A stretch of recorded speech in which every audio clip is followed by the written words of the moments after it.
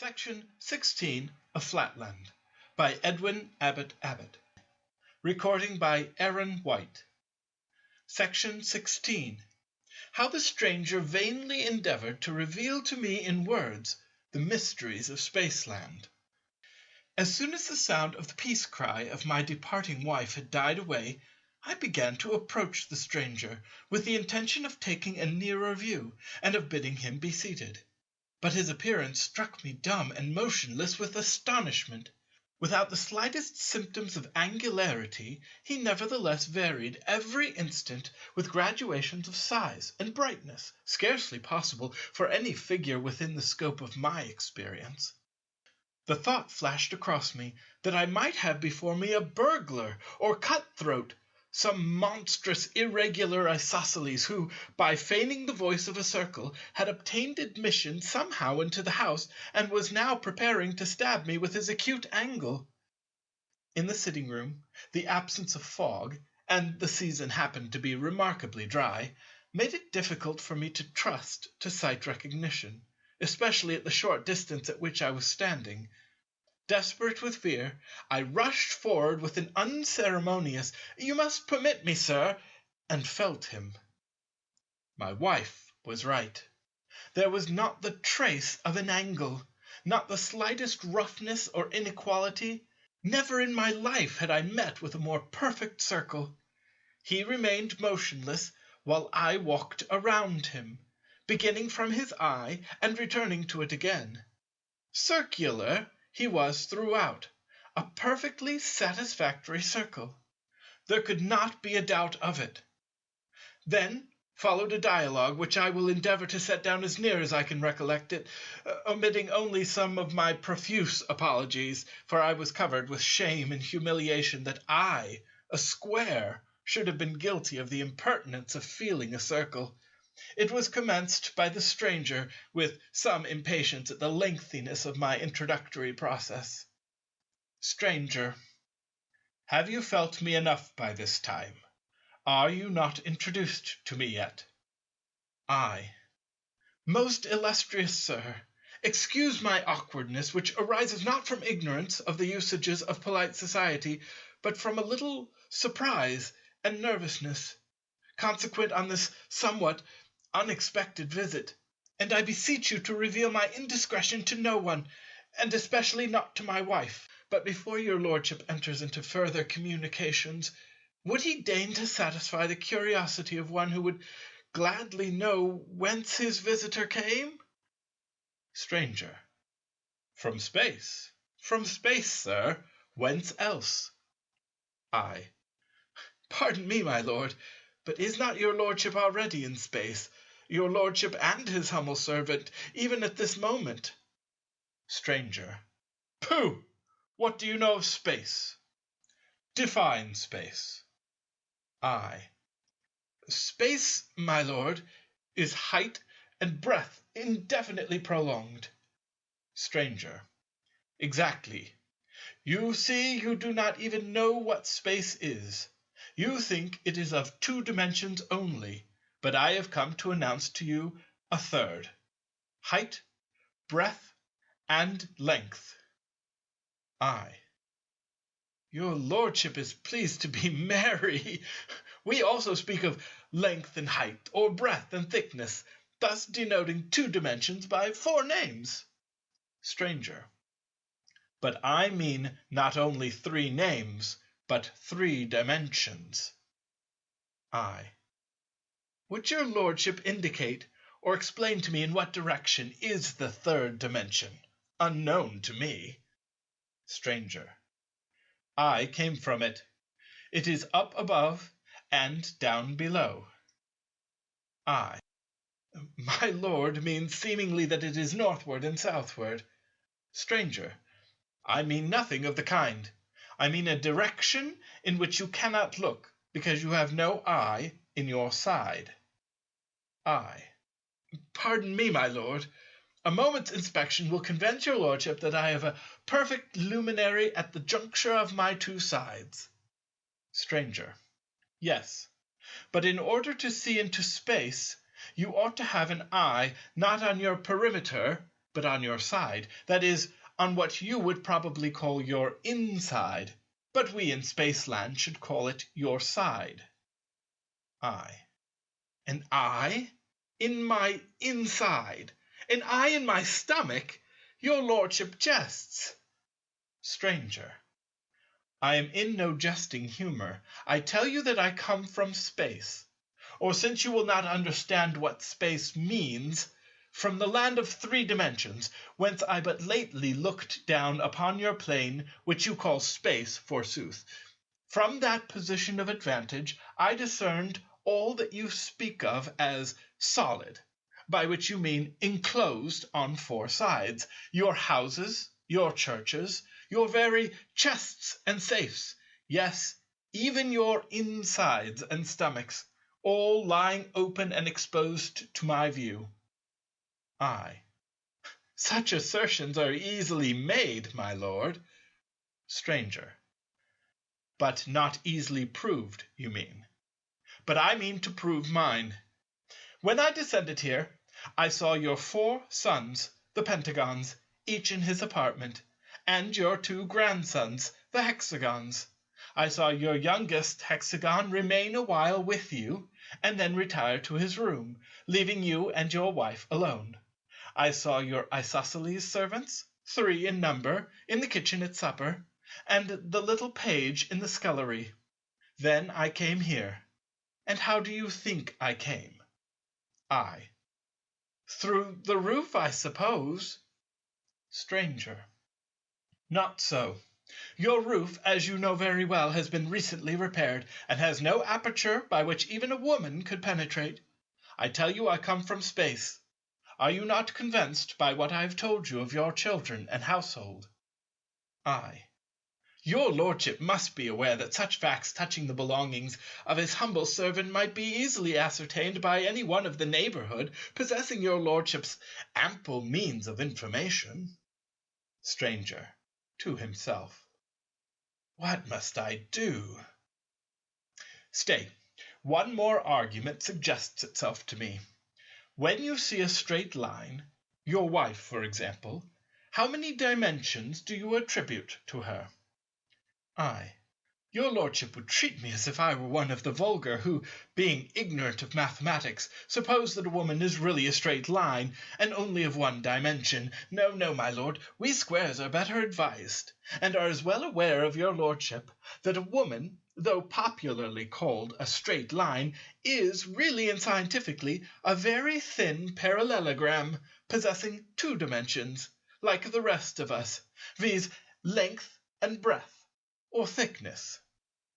Stranger. But the very fact that a line is visible implies that it possesses yet another dimension. I. My lord, I've just acknowledged that a woman is broad as well as long. We see her length, we infer her breadth, which, though very slight, is capable of measurement. Stranger. You do not understand me. I mean that when you see a woman, you ought, besides inferring her breadth, to see her length, and to see what we call her height, although the last dimension is infinitesimal in your country. If a line were a mere length without height, it would cease to occupy space and would become invisible. Surely you must recognize this. I must indeed confess that I do not in the least understand your lordship.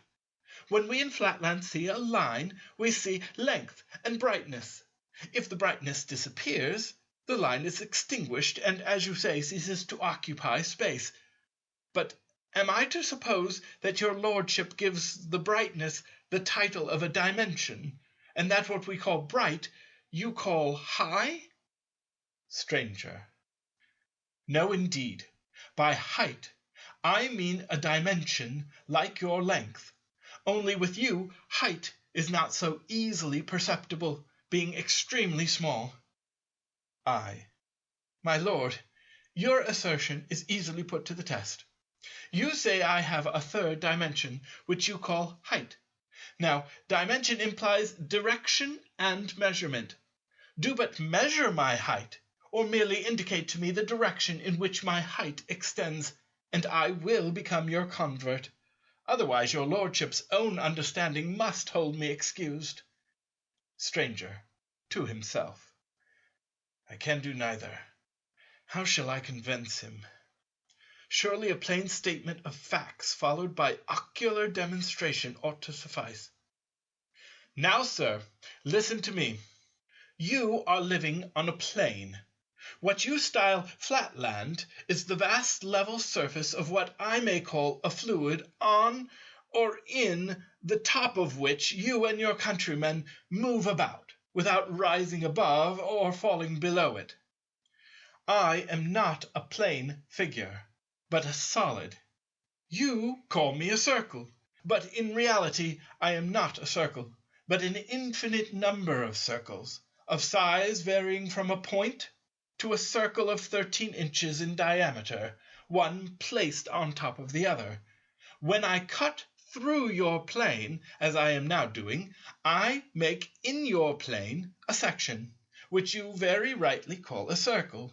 For even a sphere, which is my proper name in my own country, if he manifest himself at all to an inhabitant of Flatland, must needs manifest himself as a circle. Do you not remember? For I, who see all things, discerned last night the phantasmal vision of Lineland written upon your brain. Do you not remember, I say, how when you entered the realm of Lineland, you were compelled to manifest yourself to the king, not as a square, but as a line, because that linear realm had not dimensions enough to represent the whole of you, but only a slice or section of you? In precisely the same way, your country of 2 dimensions is not spacious enough to represent me, a being of 3, but can only exhibit a slice or section of me, which is what you call a circle. The diminished brightness of your eye indicates incredulity. But now prepare to receive proof positive of the truth of my assertions. You cannot indeed see more than one of my sections or circles at a time, for you have no power to raise your eye out of the plane of Flatland, but you can at least see that, as I rise in space, so my sections become smaller. See now, I will rise, and the effect upon your eye will be that my circle will become smaller and smaller till it dwindles to a point and finally vanishes.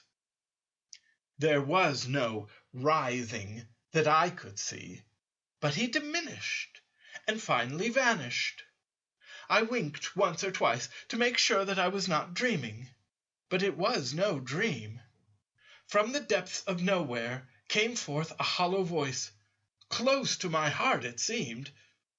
Am I quite gone? Are you convinced now? Well, now I will gradually return to Flatland, and you shall see my section become larger and larger. Every reader in Spaceland will easily understand that my mysterious guest was speaking the language of truth and even of simplicity. But to me, proficient though I was in Flatland mathematics, it was by no means a simple matter. The rough diagram given above will make it clear to any Spaceland child that the sphere, ascending in the 3 positions indicated there, must needs have manifested himself to me, or to any Flatlander, as a circle, at first of full size, then small, and at last very small indeed, approaching to a point. But to me, although I saw the facts before me, the causes were as dark as ever. All that I could comprehend was that the circle had made himself smaller and vanished, and that he had now reappeared and was rapidly making himself larger. When he had regained his original size, he heaved a deep sigh, for he perceived by my silence that I had altogether failed to comprehend him. And indeed I was now inclining to the belief that he must be no circle at all, but some extremely clever juggler, or else that the old wives' tales were true, and that after all there were such people as enchanters and magicians. After a long pause, he muttered to himself, "One resource alone remains, if I am not to resort to action. I must try the method of analogy. Then followed a still longer silence, after which he continued our dialogue. Sphere. Tell me, Mr. Mathematician, if a point moves northward and leaves a luminous wake, what name would you give to the wake? I. A straight line. Sphere. And a straight line has how many extremities? I. 2. Sphere. Now, conceive the northward straight line moving parallel to itself, east and west, so that every point in it leaves behind it the wake of a straight line. What name will you give to the figure thereby formed? We will suppose that it moves through a distance equal to the original straight line. What name, I say? I. A square. Sphere.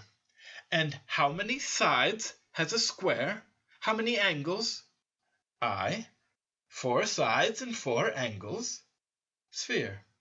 Now, stretch your imagination a little, and conceive a square in Flatland, moving parallel to itself upward. I. What, northward? Sphere. No, not northward, upward, out of Flatland altogether.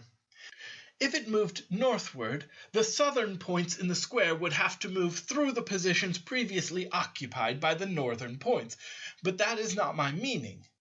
I mean that every point in you, for you are a square and will serve the purpose of my illustration, every point in you, that is to say, in what you call your inside, is to pass upwards through space in such a way that no point shall pass through the position previously occupied by any other point, but each point shall describe a straight line of its own. This is all in accordance with analogy. Surely it must be clear to you. Restraining my impatience, for I was now under a strong temptation to rush blindly at my visitor and to precipitate him into space, or out of Flatland, anywhere so that I could get rid of him, I replied, And what may be the nature of the figure which I am to shape out by this motion, which you are pleased to denote by the word upward? I presume it is describable in the language of Flatland? Sphere. Oh, certainly. It is all plain and simple, and in strict accordance with analogy. Only, by the way, you must not speak of the result as being a figure, but as a solid.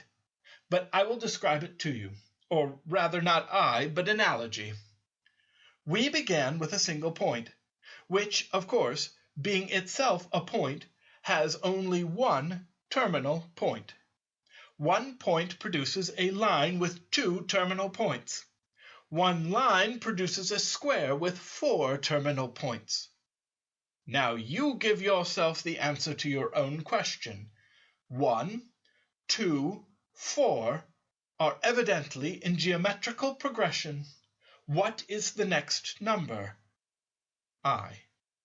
8. Sphere. Exactly. The one square produces a something which you do not as yet know a name for, but which we call a cube, with 8 terminal points. Now are you convinced? I. And has this creature sides, as well as angles, or what you call terminal points?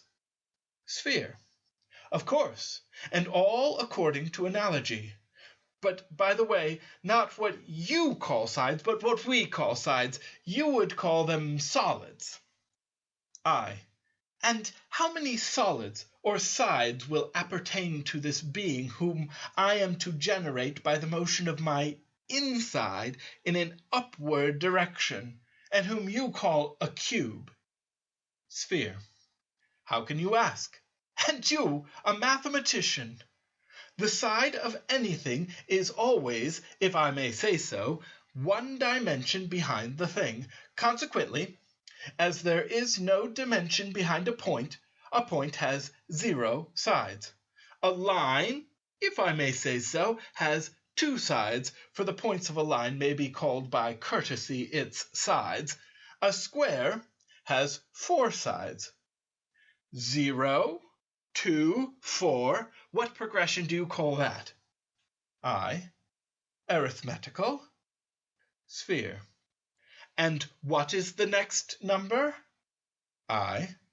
6. Sphere. Exactly. Then you see you have answered your own question. The cube which you will generate will be bounded by 6 sides. That is to say, 6 of your insides. You see it all now, eh? Monster! I shrieked. Be thou juggler, enchanter, dream, or devil, no more will I endure thy mockeries. Either thou or I must perish. And saying these words, I precipitated myself upon him. End of section 16. Recording by Aaron White.